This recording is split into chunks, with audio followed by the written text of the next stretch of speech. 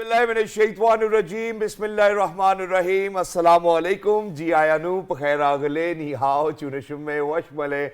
Ohaya Gonzaimas, guten Morgen, hola, bonjour, privyet, kaifahal. Hale shuma chatore, ahlan wasalan, marhaba. Buna, mucho, gracias, swabia, balli kare aya. Hoş geldin, anayo sayo, huyamura, chivato, chihajot, kalimera. And a very warm welcome to everybody who's tuned into PTV World and are watching World this morning. Alongside my very well-learned colleague who happens to be Ms. Hajar Satti. I happen to be Shahzad Hassan Khan, and we hope and pray that everybody out there is doing wonderfully well and that you're ready to kickstart your day with us. But first things first, hello Hajra, Assalamu alaikum. How are you feeling today? Walaikum assalam. Thank you so much for introducing me. Jazakallah khair. I think we are doing wonderfully well. Shukr alhamdulillah. Living in Islamabad and what one could ask for, because it's a very clean and green city. Just a little warm these days. Yes, because we are experiencing the abnormalities of the weather conditions, and we'll be constantly talking about it. But let's hope and pray that some wonderful autumn is ahead for us, right? I hope so. Yes, but Shahzad, today is 21st of September. It happens to be International Peace Day, and the theme of this year International Peace Day is Action for Peace, our ambition for #global goals. And obviously this day calls for the individual and collective responsibility to foster peace. And I think there's a lot of literature that has been generated on the peace, and there has been talked about a lot, it has been deliberated about a lot, and there has been a lot of rumination over the concept of peace. But whenever we talk about peace, obviously it is usually accompanied by conflict, because these are two contrast, I would say, two paradoxes of the nature, and you cannot experience the entirety of one concept without the entirety of the other concept in the first place. But obviously the United Nations was erected in the first place to bring peace in the world, but how much it has been responsible to achieve the peace in this century or after its creation, it's a big question mark. But obviously we are at a point where we cannot imagine a world without United Nations in the first place, right? Exactly, yeah. And you know, thank you so much for alluding to it beautifully, because I believe that there's always once there's a narrative, there's always a counter narrative too, you know. So for people to kind of think about, okay, you know, when we say, unfortunately, if we are to talk about Syria or people of the Indian illegally occupied Jammu and Kashmir, I believe that, you know, those are the parts of world which actually every single day hearkens to, you know, for their freedom towards or struggle towards freedom or peace. And that's something where I believe that the world needs to come together. But what we have seen or what the research kind of says or speaks about it is that, you know, that it certainly comes down to how business oriented or, you know, capitalism, because it's all over the world, and that's what people do, you know. So what they do is that they will figure out peace for themselves, but rather whatever they are doing might contribute to somebody's unrest. Obviously, and that's something that entire economy which is associated with the conflict, right, with the weapons that they are being sold and with whatnot. So obviously that generates a lot of money. And then there you are happening to be the flag bearer of peace, you know. So that's something which obviously does not really kind of settle in very well within the community. But I believe that for all of those countries which certainly represent a very peaceful side or a very peaceful image of theirs, has to kind of be connected with the kind of culture they have, you know, because I believe that because if you go back in history is obviously rich. Within the Asian region, we have seen that, you know, how historic all of our places over here in Pakistan are. But, you know, when we talk about the culture, I believe that it totally kind of then comes down to or transcends or down to the community and the society and the people and the thought processes and what they have gone through. Now imagine for somebody who was living in Indian illegally occupied Jammu and Kashmir, and inshallah one day when they get their freedom, they will certainly remember all of those struggles that they've been through, all of those sacrifices. So I think it's for people to understand the kind of culture they have or they possess and then move on with those values. Hence, there's a reason why I'm talking about it. And the reason happens to be that when we talk about the culture over here in Pakistan, it's very rich, you know. So I've always been saying that there's more than 70 languages that we speak. So you start from Gilgit-Baltistan all the way from north towards the Arabian Sea to Sindh, you will see how even within Punjab, the dialect keeps on changing. And, you know, so there's obviously a lot of after every 15 or 20 kilometers, it is famously said the dialect keeps on changing, right? So you will feel that there's a Lahori Punjabi, then there's Multani Punjabi, and then there's Faisalabadi Punjabi. Yes, and then it's Potohari, and then there's Pahari, and there's so many. Yes, you know, all of that. And then you go to Sindhi, you know, you go into Sindh, there's like Dadu Sutto, Mani Khadia, you know, all of that. And, you know, you go to KPK. So, and, you know, this is something which actually makes us culturally rich. True. Not just that, when we talk about our museums, theatres, you know, our films, you know, our music, that's something that which kind of shapes up our culture. And that's certainly something we want to talk about because obviously, you very brilliantly I think both of us are very excited. Yes, very brilliantly alluded to the concept of the culture with the piece, because nowadays culture, you cannot discount the importance of culture when you talk about the piece, because it is also the smart power that it holds, right? And it projects your country's image, especially when we talk about bringing peace and whatnot. So I think we would like to introduce our guest without any further ado, because we want him to talk about the concept of the cultural identity, cultural interpretations, and what does cultural infrastructure means in Pakistan. And like Shahzad mentioned, that we have a very, very rich history of our culture. So why not talk about it, right? Exactly. So without any further ado, ladies and gentlemen, we're very lucky that we've been joined by the Honorable Federal Minister for National Heritage and Culture Division, and he happens to be Sayyid Jamal Shah Sahab. Hello, sir. Assalamu alaikum. Good morning. How are you feeling today? Good morning. I'm fine. Thank you. Thank you so much, sir, for joining us. It's always wonderful to have a chocolate hero on our show. Alhamdulillah. And that's how the world loves you. Alhamdulillah. But certainly you have a bigger responsibility on your shoulders. And to see you fulfilling that responsibility is like a dream come true, that Alhamdulillah, now in Pakistan we see meritocracy, you know, prevailing, and this is something which we always wanted.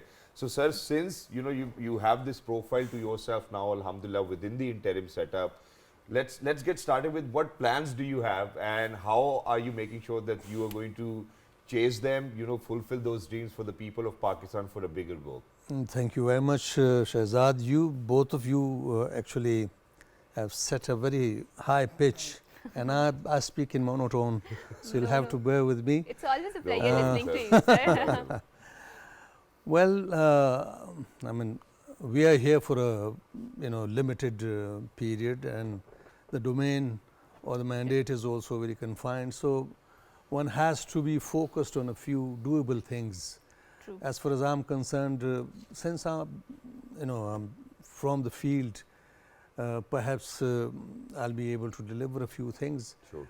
I'm totally focused on national cohesion, which is the sole purpose of heritage and culture, because culture empowers you and eventually turns you into an informed decision maker, who then can contribute towards achieving peace and prosperity and national cohesion for any society. So the priorities for us, in the limited and confined period, is to engage the stakeholders, very, very genuine stakeholders like children. Right. I feel that our children are neglected, and they are unfortunately living a life that is more like, distant from their own culture. They are not really conscious of their own culture, their own heritage, their own land. We want to initiate a few activities which can situate them. For instance, we have started a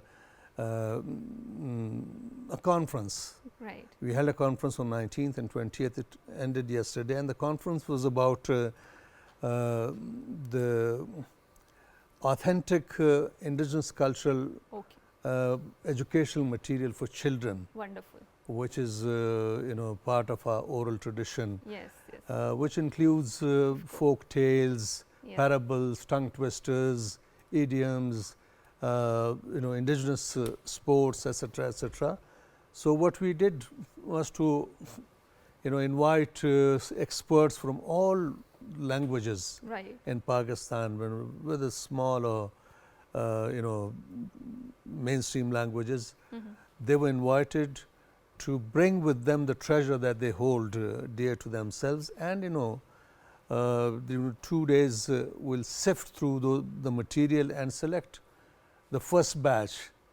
And once the first batch is selected, then we'll start a process of converting or transforming that material into beautiful animations, videos, audios, cartoons, and illustrated books, so that this material is made available to the households all over Pakistan, no matter what language they speak. Okay. Reason being that your children, my own children, they know every second rhyme in English language, True. or idiom or parable, or etc., but they don't know anything of their own That's true. language, including Urdu. That's true. So it's very important that they are empowered. That's true. They are made conscious of their own being, their own surroundings. Right. That will, I think, give them some confidence. And as they say that if you are informed in your own mother tongue, that information is very intimate and Right. it remains with you forever. Right. So that's very important. And then we also want to engage the youth, because youth is almost 65% of the population of Pakistan. That's true. Some say it's 23 crore, some say 24, 25. Let's say it's 24. So the youth makes a huge, Bulge. Chunk of that. percentage of our population, and they have to be engaged. So Right. we are going to plan youth engagement programs. We'll create artist camps for them, Wonderful. and we'll start programs of talent hunt, etc. So they are provided with platforms where they can, contribute their best. They can communicate whatever they have learned and interact with each other. The reason is that they have to be turned into informed decision makers. True. So that they are more aware. So that They are more aware. They can take informed decisions for the future of this country and for for themselves. And sir, you alluded to a very important point, which is the oral tradition, and South Asia or subcontinent's tradition has always been geared towards the oral tradition. So you talk about the parables, you talk about the dastan goi, and all of these traditions, puppetry, whatnot, right? So I am very passionate about talking about the dastan goi, because this is something that is very indigenous to our culture, right? And obviously dastan goi used to narrate the tales of wisdoms and Sufistic parables, and it has a very deep wisdom into it, right? And Kissa Khani Bazaar in the Peshawar used to be famous because dastan goes used to travel there and tell these stories, and they would extend to so many days, and that too in the courts of the emperors in the first place. But that is a dying medium, unfortunately, as of now, right? So since you're associated with this field, you talk very passionately about it. So what are your future plans? Because all of these melas held under the auspices of Lokvesa, PNCA, obviously they represent the cultural identity aspect of ours, right? So do you have any plans of reviving this dying medium? Well, I remember as a child we used to be told stories by our elders. Yes. They would come from, the villages. Wonderful. And Yes. I, being from Quetta used to have a device called Sandali. And Sandali is a device where there's a table-like structure in the middle of the room, and Wonderful. underneath that you have, eating device, Okay. and then you have a huge blanket, quilt, Oh, wonderful. which is used by all the family. I mean, we used to sit around the Wonderful bonding, the, yes. the sandali, and some elder would tell us stories, folk tales. Wonderful. Some folk tales would continue for weeks, Yes, of course. and they would also have lyrics in it. Wonderful. So we were very fortunate that we have been brought up, listening to these things, learning these things, and tongue twisters, practicing tongue Yes. twisters, and there would be competitions, etc., etc. We are aware of the indigenous games, Wonderful. but our children don't have that, True. which is a huge gap.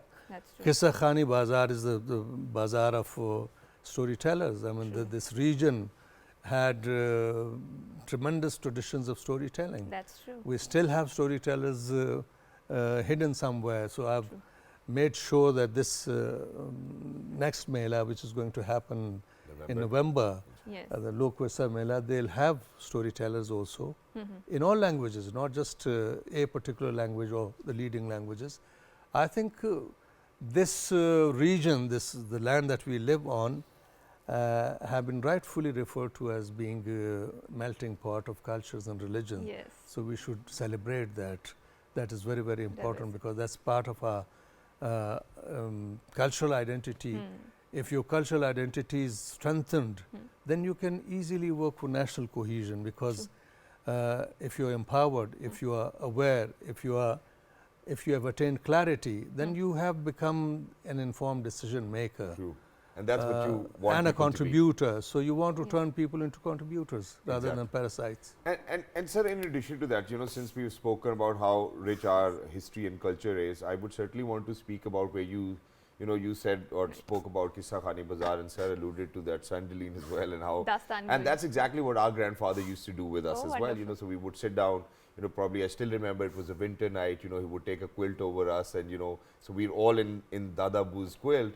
Now, what has happened is that, that unfortunately, because now, for example, if my parents spoke to us in Punjabi, my daughter's not even speaking Urdu. And that's something which is so alarming for me. And then I had to push them, and then they're very reluctant. I'm like, okay, putter, let's do a little bit of Punjabi, hetha baja kithe chali, all of that. And they're like, yeah, daddy, what are you saying? So, which way do you think that national cohesion is more possible? Do you think that national cohesion is more possible if we are very well aware of our mother tongue, or do you think that unfortunately if we are progressing towards something where we might not even remember our history in days to come on, because if the language is not going to stay alive? I think it's essential for all people to have a national or cultural identity for themselves. Learning your own mother tongue is very, very important. It's beautiful. I mean, it's the concepts that you cannot internalize unless they have come through you intimately through your own language, because it has amazing wisdom. I mean, our indigenous culture narrative is about 9,500 years old, which is full of wisdom, which is full of beautiful mechanisms of conflict resolution, national cohesion, bringing people closer to each other, and it inculcates in you respect for diversity. That is the most important thing. That I'm able to appreciate you, whatever you have in your system or your mind, in your personality, and you can respond similarly. That is something that can bring people closer to each other and turn this country into beds of flower. Like Rahman Baba has a couplet. He says that kar da gul ukda chi sima di gulzar si aghzi makar apshu ki budi khar si, that grow flowers so that your country, your land becomes a flower bed. Wonderful. And don't sow thorns that will and hurt your own feet. Yeah, and that's exactly what we wanted to speak about now, sir, because unfortunately economically we might face a lot of challenges, and for a country like Pakistan, where we do face a lot of economic challenges, what happens is that unfortunately we might not be able to pay the right attention towards cultural infrastructure. So when we come down to cultural infrastructure, how do you think that you're going to take it as a challenge and then make sure that you contribute towards it? Well, I mean, the crises or hardships are the times when culture becomes more important, because culture can actually contribute to your creative economy. And it not only can bring people closer to each other, but it can also generate a lot of economic activity. If cultural infrastructure, for instance, my mandate is confined to Islamabad, and CDA has built quite a few cultural infrastructures in the past which have been lying vacant for decades. So I plan to revitalize those cultural infrastructures in collaboration with CDA, and turn those places into hubs of activities. Wonderful. For instance, open air theatre, crafts village, and so many other places which are lying vacant. There's no activity. If there's activity every day, there'll be so much happening. Your best talent will be projecting themselves, contributing their best, and they'll be sharing their skills with the people, and a lot of activity will be generated, which will transform the culture of this city, and also help the economy. Yes, that's very true. Thank you for very succinctly putting it out there. But sir, obviously culture is not a static thing, right? It is keep changing, it's evolving, and Shahzad mentioned that how he's proficient in Punjabi, but his daughters, they do not want to talk in Punjabi, and I mean, obviously they do not get a word, I say. yes, and there's generally a disconnect between the two generations in the first place. And thank you so much for putting in efforts for reviving these languages, because obviously they're the part of our culture. But when we talk about Pakistan's cultural identity, as a minister, how do you define it in the first place? Because obviously it keeps on changing, but obviously there are some things that are static and that remain. Pakistan is the melting pot of cultures and religions, you know. Right. Our diversity is the most beautiful thing. Right. We should attain unity in diversity. That should be our goal.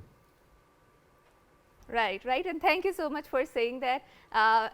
Obviously, when we talk about culture, when we talk about cultural infrastructure, it is very much important to talk about all of these facets, right? So, sir, now let's come to the movies aspects of it, the arts part of it, and when we talk about the artist fraternity, obviously, generally globally there is this perception that artists are not respected and their pays are not well, and they are unable to sustain their families, obviously being a part of the global community, we are not immune from such sort of diffusion of the concept, right? So, as a minister, what are you doing to upgrade the artist fraternity in the first place, and obviously revive that cinema culture that has been, I think, because of the OTT platforms, it's under threat, I would say, in the first place. So, yes. And if we need a pay raise, sir, don't you think? The reason our cinema is dying or has already died is because we don't have as many cinemas for a country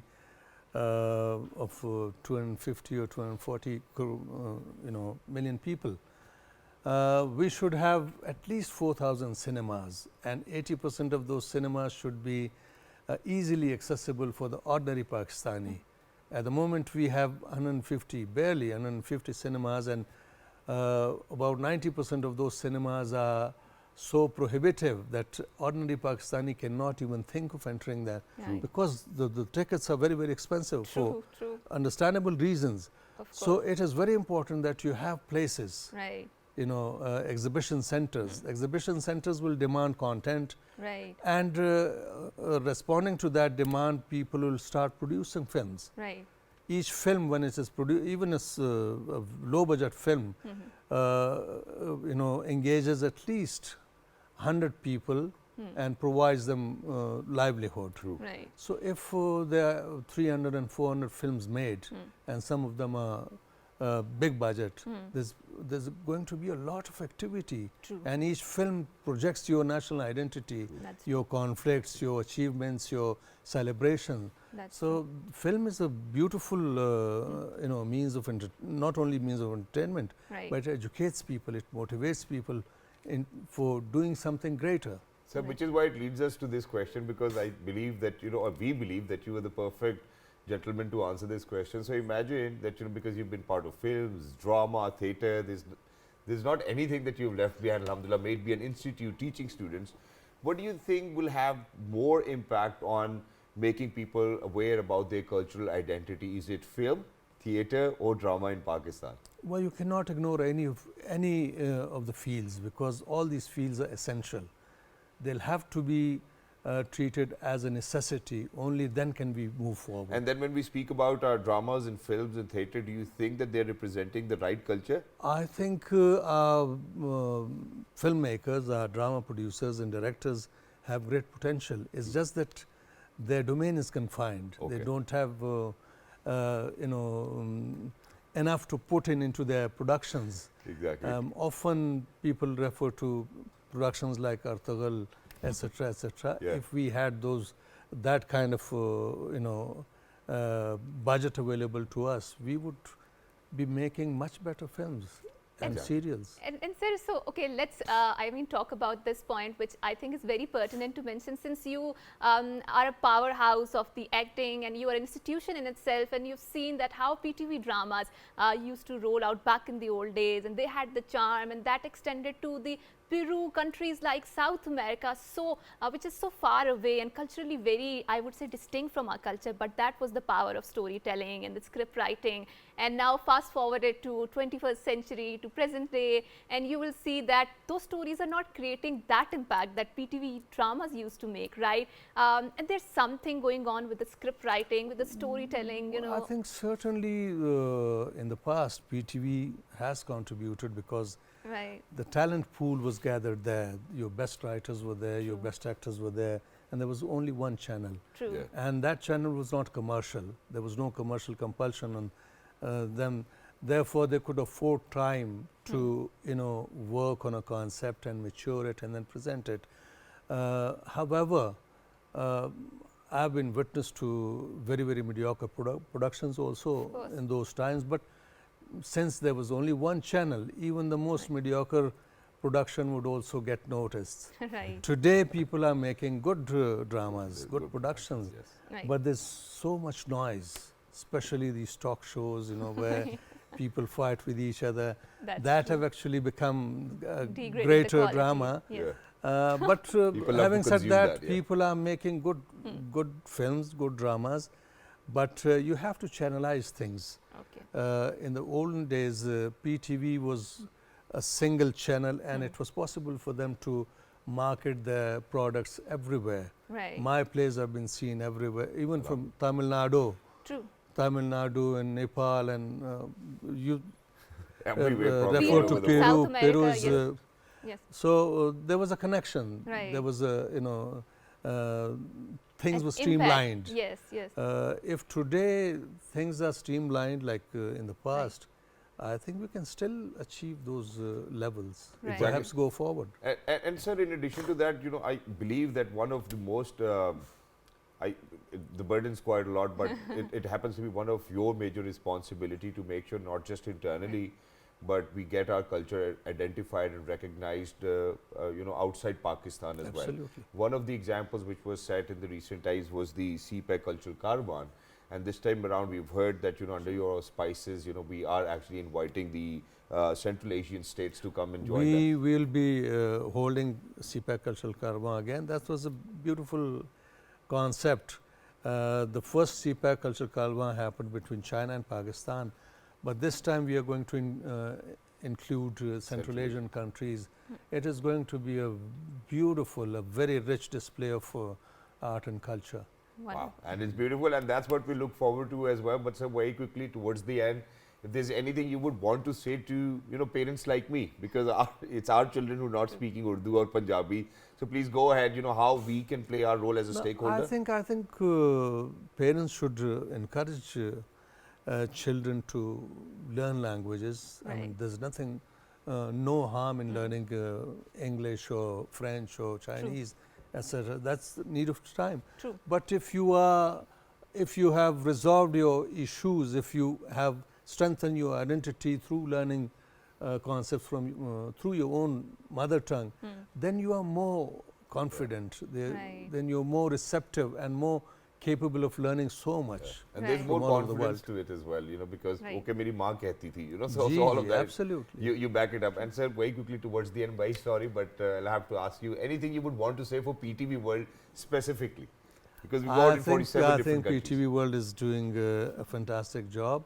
Thank you. Keep doing your best, contributing your best. Thank you you so much, much. Honorable Federal Minister for National Heritage Thank and you so Culture much. Division, for everybody who's outside. Ladies and gentlemen, it's a two-way process. We cannot just every day have the Honorable Federal Minister over here and ask, okay, what are we doing? I think we all need to contribute and make sure that, we instill those habits within our future generations. Because if we are to speak about youth, if we are to speak about children, I think that the first responsibility is ours, and then certainly we can ask questions as many as we want. True. So with that, we are heading towards a short break, and after that, we have an interesting discussion lined up, so don't go anywhere. Good morning.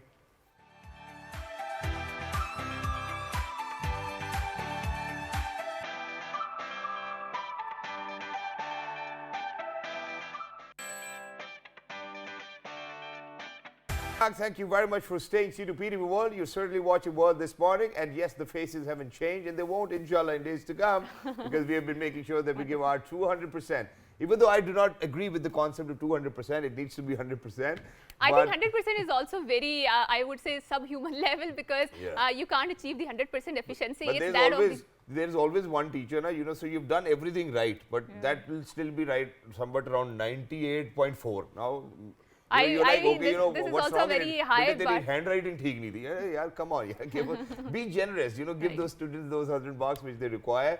But certainly we are talking about children, and we've spoken about them in the first segment as well, and even now, because just yesterday, you know, we were joined by Ahil Mushtaq, and his father was over here behind the camera, and he said that because he happens to be the chief executive officer for one of the leading institutes and schools over here in Pakistan. And he said that a lot of children are getting ill these days. So unfortunately, every now and then we're experiencing these virals. Post-COVID, we have seen that there are conditions with people which we do not understand. And most of the time, we do not even understand what that viral is. So every time you go to a doctor and then they say that, you know, it's a viral, the only thing I now know is that, okay, you know, there's no particular cure that they know about for that particular condition which they are referring to as a viral. I think certainly after the COVID, things have certainly changed, and we have seen that these virals are becoming more, I would say, how do I put it, more strengthened in the first place, because I remember I used to get sick for 2 or 3 days, especially when it was a seasonal, but now that period has elongated to 15 days, right? You're getting the temperature and you're not recovering or healing up that quickly in the first place. I think our immunity system has been compromised, but obviously we are the lay person and we really don't know whether it's the case. We are just assuming. So why not ask these questions from someone who is from the field, and he can bust our myths or maybe correct us or maybe complement our these observations. And just for a better understanding of our audiences, so imagine that before COVID, you know, I would get flu at least twice a year. You know, so you know, once when it was it was going to be summertime, and once when it was going to be winter time. So then my sister came up, because she happens to be a doctor. She was like, why don't you get a flu shot? I was like, post-COVID, I got a flu shot. The day I got a flu shot, the next day I had flu. And then ever since then... That means it was effective. Yeah, but ever since then, I haven't had flu. And I'm like, okay, you know, what's happening? So ladies and gentlemen, to answer all of these questions, we're very lucky that we've been joined by an expert over here inside the studios. He happens to be an assistant professor of medicine in University of Arizona. He's Dr. Imran Sharif. Hello, sir. Assalamu alaikum. Good morning. How are you? Walaikum assalam. Good morning. How are you guys doing? Absolutely perfect, sir. And you're only here for one day, so we're glad that you've taken our time. Alhamdulillah. It's wonderful to have you over here. But very quickly, a lot of children are complaining about fever and headaches and stomach aches. And so, you know, just yesterday I took my daughters. May Allah give health to all the children who are out there. And so the doctor only said, you know, it's a viral. You know, so what do you do for a viral? I mean, it's a very important question, and it's a very common question. And every parent have the same question as you are asking. Viruses, means flu, that's a very common virus, right? Then we should not forget COVID. COVID means we had COVID for almost 2-3 years, so it should always be in the back of parents' mind, the physician's mind, that can it be COVID? Because COVID has not gone completely, it's there lingering around, so it can cause the same issues. Then the viruses, there adenovirus, there's norovirus, and most hepatitis, those are also viruses A, B, and C. Mostly it's A, which is more common in the younger age group. So these viruses are mostly transmitted through the fecal-oral transmission because of bad hygiene, and most of them are usually causes just atypical symptoms, which is fever, on and off, body ache, generalized weakness, and the child will be weak. So means things obviously we can do is to have a good hygiene, make sure that the child stay hydrated. Unless the symptom does not improve, then we have to think about unusual virus, and then we will go into the other direction. Right. So, Dr. Saab, a lot of time what happens is that whenever a child comes to you and complain about the headaches, right, and especially when he has to go early in the morning to the school. So, whatever happens is that our mothers or maybe, you know, our parents or elders in the house think that, you know, he's making something up, or he's making excuses. So, how important is it that if he's complaining about a headache, that we give it, I mean, a more, I would say, a non-biased best voice or hear his complaints in the first place, because it can be, you know, sometimes not just an excuse to skip the school, but also a deadly thing going on inside it, right? Yes, means headache means one really deadly thing is meningitis. And meningitis, that's not a viral infection, it's a bacterial infection. And if you get that bacterial infection, usually it goes through your upper airway and get into your circulation and into the cerebrospinal fluid. And if you get that, that can be deadly. And if it's not picked up in a timely fashion, not treated in a timely fashion, yes, the outcome can be pretty bad. Exactly. And in addition to, sir, to this, you know what, because unfortunately I had to go through this as a parent, and you know, it was post-COVID. My daughter was only 2 years old and she got a syndrome. Well, we later on figured it out, but earlier, you know, the doctor kept on saying that, you know, there's this infection. So imagine with infection, you would do blood tests, and you know, you run all sorts of tests, and there was no one comprehensive test which said that, you know, there's infection or identified as an infection. So what the gentleman did is, I'm still thankful to him that he called in his professor, was somewhat around 90, 95 years old, because later on they said that, okay, it might be unfortunately meningitis. And like, you know, with meningitis, you're unable to move. You know, there's a little bit of dizziness and consciousness and whatnot, but she's fine. But what happened was that the oxygen saturation rates kept on dropping, you know, so she needed extra oxygen always. And that's something which kept on going. And then they said that it's a post-COVID condition with babies. You know, there was this name of the syndrome. I'm very sorry that I cannot remember it. But the research came in from US at that point of time that, okay, this is the condition which babies are going through post-COVID. And we know people to be kind of aware. And the only treatment at that time was available was steroids. So how do you think that, you know, with changing trends and changing behaviors of these bacteria, that people are more aware that unfortunately, okay, this might have happened? Education means the most important thing is educating the parents about all these new viruses, and for that means obviously means talking to your healthcare professional, and also these kind of discussions. This like a layman is watching your show and learning about these viruses and what to do next. Exactly. And just yesterday I learned something, you know. So imagine that one of my friend was over from US, you know, and you know, so he was happy that he was training his baby boy, you know, to sleep on his own, you know. So he said that, you know, from very first day that we have trained him to sleep on his own. And so I was like, why would you do that? You know, don't you as a father feel like, okay, you know, hugging them or keeping them on your chest? And he said that, you know, that there's this sudden infant death syndrome, which I was really scared about. And, you know, so since we had a lot of awareness and nurses kept on speaking about it, I was like, idhar to do bachche beech mein lata ke razaai bhi upar de dete hain. So, you know, alhamdulillah, we've been lucky enough. But that we didn't knew, because otherwise we would have been scared equally. So, you know, people do not know about it. Can you please share? Because a lot of infants die of it. Yes, I mean, it's something which is well known, and it's usually happen in children under age 8 months. It has to do with the position, the way they sleep, and the more they sleep.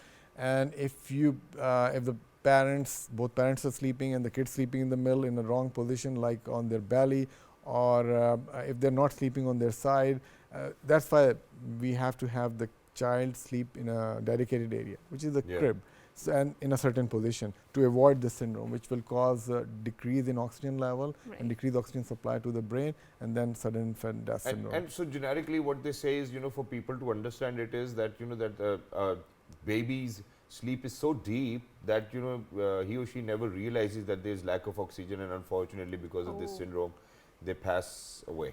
Because of wrong position they have placed to sleep, and the child doesn't wake up, the lack of oxygen supply, and unfortunately the child dies. So that is avoidable, that is preventable, just by educating the parents how to make the child lie in their crib and how they need to sleep. Exactly. And one more thing, sir, what people speak about over here is that, you know, we do see a lot of parents who are heavily medicating their children. They're like, okay, yaar, bimar ho gaya, unfortunately, there's a lot of stress.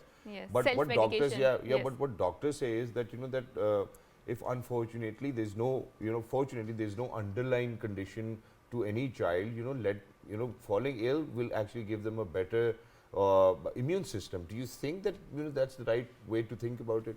As the child is growing up, they have to get exposed to viruses. Otherwise, their immune system will not be that strong. So that's the normal process for any child to grow up, getting exposed to the viruses and get their immune system stronger. And you don't need to treat every single symptom. True. The child will grow out of it. Means unless the fever is 103, 104, which is not good, because you can have seizures, which is epilepsy, just because of high fever, which is not good for the brain and the oxygenation delivered to the brain.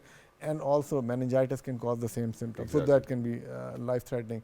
And so yes, and I think very simple thing is hygiene, Right. education, vaccination. Very simple things can be done, and we can avoid a lot of problems in Pakistan.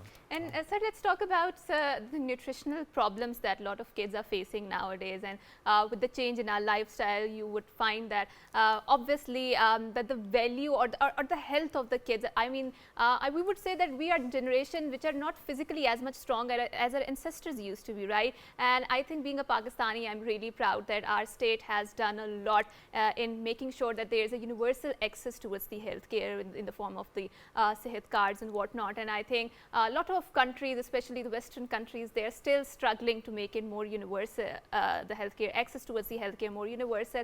So let's talk about the nutritional value. So what's wrong with this generation? And as a doctor, what are the common diagnoses that you find in the children? So much of formula going into babies. Means I think even if you obviously mother's milk is the best. So if that's not available, then the formula milk, as long as it's have all the nutrients, all the vitamins which are needed for growth, vitamin A, vitamin B, C, D, calcium. So those nutrients, as long as they're there, and child has been giving enough amount of nutrition over a 24-hour period, then that should be good enough. Exactly, and that's exactly few of the points which you certainly need to make sure that they are in your mind. You keep them alive all the time in your brain, and follow that. You know, so sir has actually spoken about hygiene. Sir has spoken about good diet. Vaccination. How parents really need to be careful. The positions, how babies are sleeping. Right. So please make sure that you look after all of these conditions, because our Dr. Saab is actually expected at the presidency as well. So we will have to let him go for now. But thank you so much. Thank you so for much, taking sir. our time, for being with us. If there's anything you would want to express or say towards the end, please go ahead. That's your camera. First of all, I'm thankful you guys invited so me much, back on this morning show. Wonderful. And one thing I would say, both the hosts, every time I see them, their energy level has gone up. So for the audience, I think just simple things, which is vaccination, really important, hygiene, extremely important, and get yourself educated. Ask questions to your physician, or listen to these kind of shows. These are very well educated, very knowledgeable anchor. Listen to them also. Thank you so much, sir. Highly in depth. And for everybody who's out there, ladies and gentlemen, now the responsibility lies on you. The state media is doing, fulfilling their responsibility. We have guests over here to speak about it.